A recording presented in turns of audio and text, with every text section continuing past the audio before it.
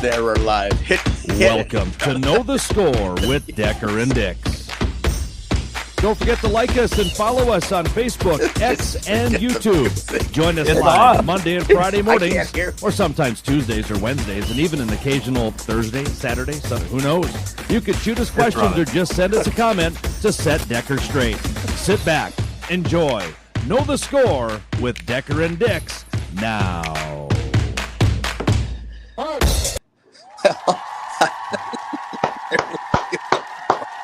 Chad doesn't have his earpieces in this morning. He's ripping me as the intro's running, but that's okay, Chad. You know, I don't have my normal computer today. I know you're on remote.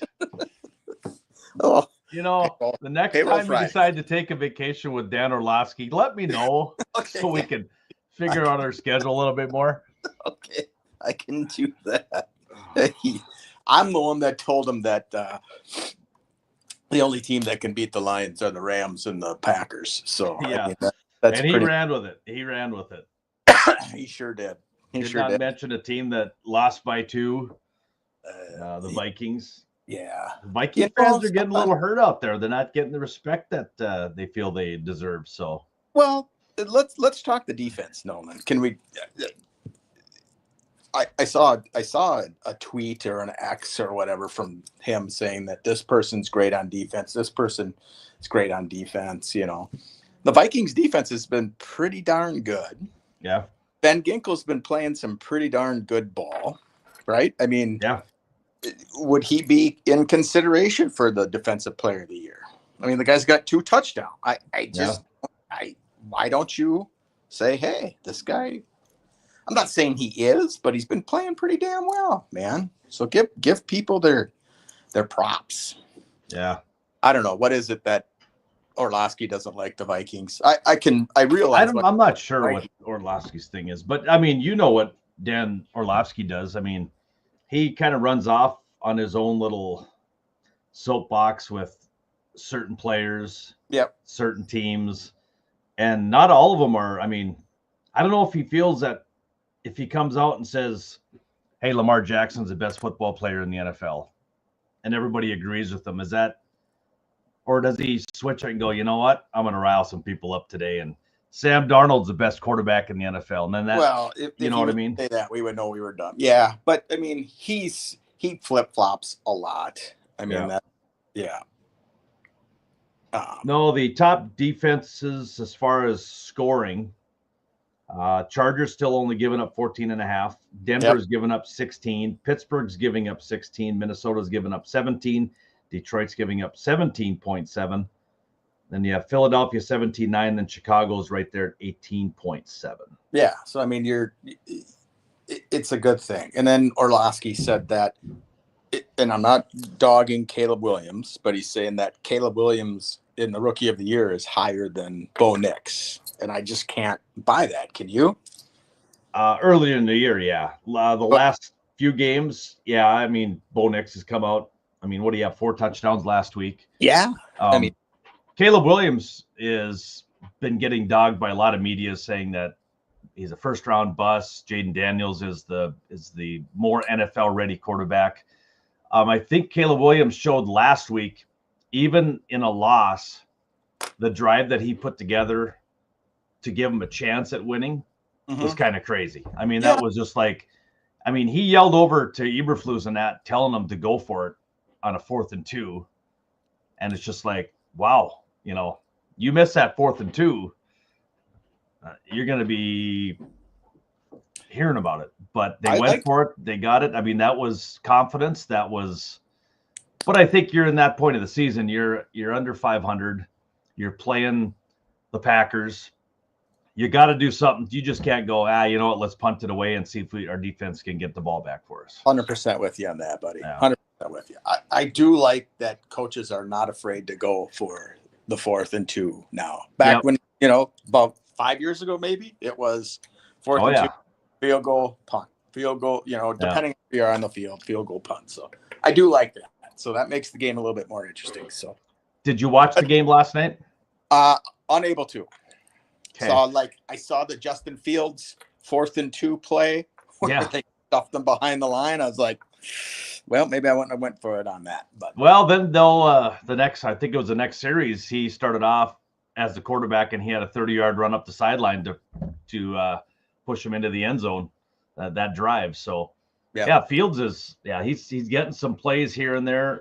It was a sloppy game last night, obviously with the snow, but they scored. I'm trying to think who it was. If it was Cleveland scored the touchdown, they were up 10 at that point. They went for 2 to get up 12. That one kind of threw me off a little bit, thinking, well, why'd you take the extra point? You're up 11, but that's still a touchdown, a 2-point conversion, and a field goal. But I don't know. It didn't work out. It worked out for them anyway. They won, but they won. I didn't watch it until the end when I thought the game was already over with, and I thought, oh, yeah, this game's over with. And then all of a sudden, Pittsburgh scores a couple touchdowns, and they take the lead. And then Cleveland goes down and scores. And, and a quarterback I haven't liked his whole career, Jameis Winston. Yeah. Man, he had some of his interviews that one last night was pretty. It was just like, and then on the way out, he goes, I just ordered a dub from Amazon. It's like, for a guy that's been treated like garbage pretty much his whole career. Well, he's been garbage pretty much his whole career. I'm just saying. So. Yeah, it's true. Yeah. But he's not one of those quarterbacks that just constantly loses. No, I'm with you. He's a guy that he has it. If you give him the right weapons, I think he's going to be fine. Cleveland. That one year when he was in Tampa Bay, he had 30 touchdowns, which was good, but he had 30 interceptions. 30 interceptions. So, and he had that last night. They were going on a drive. He was having a great game, and he threw this in the middle of a snowstorm, threw up this duck right to the Steeler. I'm like, oh, there's the old Jameis back. Yeah. But then he came down and he ran that little 5-yarder in. That was awesome to see. It was good to see. And, the old script guy I am. I said, yeah, Cleveland's going to go down. They're going to shank a field goal. Game's going to be over. Pittsburgh's going to win. And then they scored. I'm like, oh, maybe not. Maybe not. Maybe Pittsburgh comes down and hits a Hail Mary. Maybe the script got lost on the way to Cleveland Stadium. Well, when they went for the Hail Mary, I thought, okay, how's this one going to pan out? There you go. And then the Cleveland Browns knocked it down like you're supposed to. Yes. Did they rush more than 4? 3. I know. In a snowstorm, you rush 3. It's like, I know you have Myles Garrett up there, but against 6 guys up front, I just don't understand it. Why you don't send 6 guys? Because you're going to get the quarterback before those guys get to the end zone. Yep. You would think. You're gonna. You would think. You're gonna. Or at least you're gonna make the quarterback scramble a little bit more. You're not giving that time to just really set and throw. So yeah. All right. So Bears Vikings this weekend. Bears Vikings. The game we all been waiting for. We don't have much of a run offense right now. So you guys are number 1 against the run? I believe so. So will the Bears come out and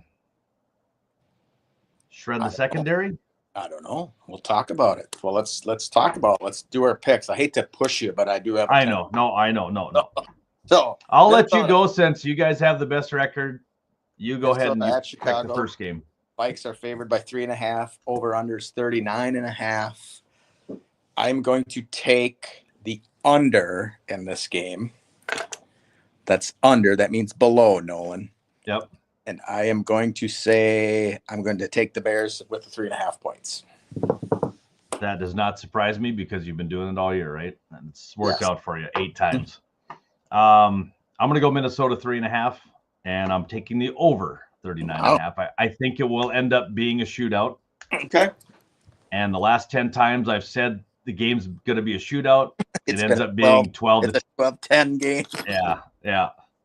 Speaking of 12-10, I think we saw a game in person that was 12-10. We might have. So, I do think the Vikes are going to win, but I don't think they're going to easily win it. Yeah. It's going to be a back and forth. It'll probably be a Packer-Bears game where last drive, missed field goal, blocked field goal, whatever. But Okay. love to both teams, not Jordan Love, but right. No. All Oh, right. how'd you do Detroit that? at Indianapolis. Did you just see that? See this? Oh, there you go. Detroit at Indianapolis. Detroit -7. Over under 49.5. Who you got, boy? I got Detroit -7, and I'm going to take the over as well. That's Chad's world right there. Oh, I don't get it. It doesn't work on mine. Doesn't work on yours anymore either. There it is. Love. Are you pushing a button when I say love? No. Love. No. Love. That was pretty cool. I don't know what I did there. Anyway. I don't know. Not Jordan Love. Okay. What do you got for Detroit? At Green Bay. San Fran. Did you do Detroit already? You did Detroit -7? Yeah, I'm taking the same. Yep, same as you. Okay.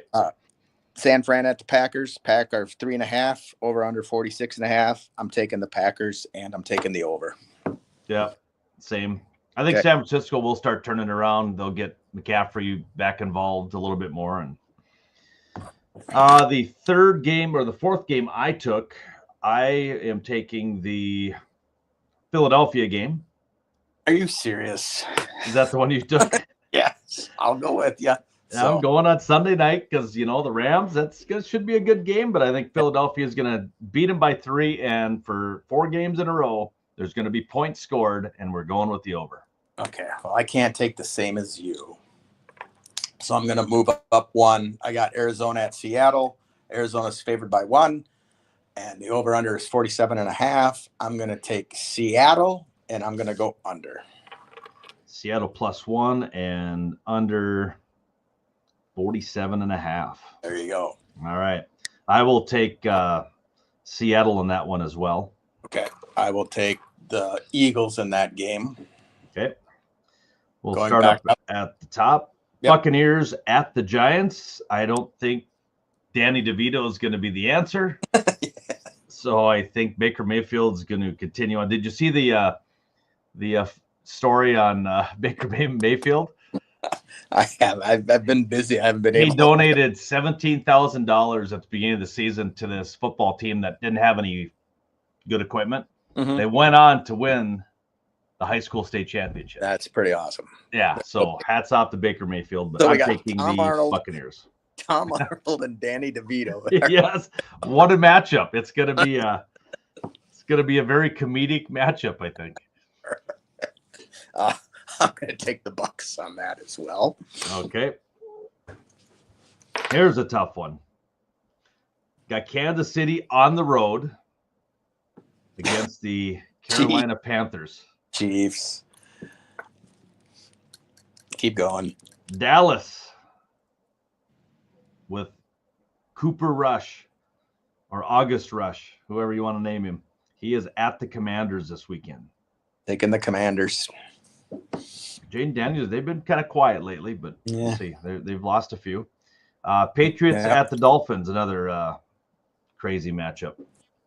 I'll take the Fins. I'm going to go with New England. I'm going to go with Drake May. Drake May's playing well. Yeah, I agree. Titans at the Texans. Ooh, Texans. Yeah, I got Texans as well.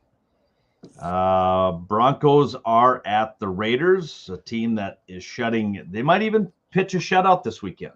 Broncos. Yeah. Denver might pitch a shutout. It's my prediction. Okay. Cardinals at the Seahawks. We did that one. Eagles at the Rams. We did that one. Monday night, Ravens at the Chargers. Oh, yeah. I'm going to take the Chargers. I just think they're going to pull this one off. And I think I got to realize that Jim Harbaugh is the head coach. I still can't believe in the Chargers for some reason. But Michigan did get some good news yesterday. The number 1 top quarterback prospect transferred from, was it LSU? Yeah. To Michigan. Yep. So good news for Michigan and Michigan fans. I think that's all the games. There's I don't know who the buys are this week. We've got Atlanta, Buffalo, Cincinnati, New Orleans, New York, that's in Jacksonville. So, and I think this is too late in the season for a bye. I really do. I think it gets people healthy. So a team like a team like Buffalo, it's good for them to have the bye. It is good for Buffalo as we transition to the into our NFL top 6. Yes. Or we call it our NFL 6-pack. Our 6-pack. I'm going to go 6. I'm going to go with those stingy old Packers. I don't know how they're doing it. I got Packers at 6. All right. 5, I got my Vikings. 5, I got Baltimore. Okay. 4, I have Kansas City dropping to 4. I got the Philadelphia Eagles at 4. 3, I got the Chiefs. I got the Eagles at 3. 2, and then we got the big matchup of I got Buffalo 2. I got Buffalo as 2 as well, and I got the Lions numero uno. Yeah. What does it take for the Vikings to crack your top 6? No? I was wondering if you're going to ask that. Just asking, and I got to get a quick answer because I got a scat here in like 3 minutes. I don't know. I don't know what it's going to take.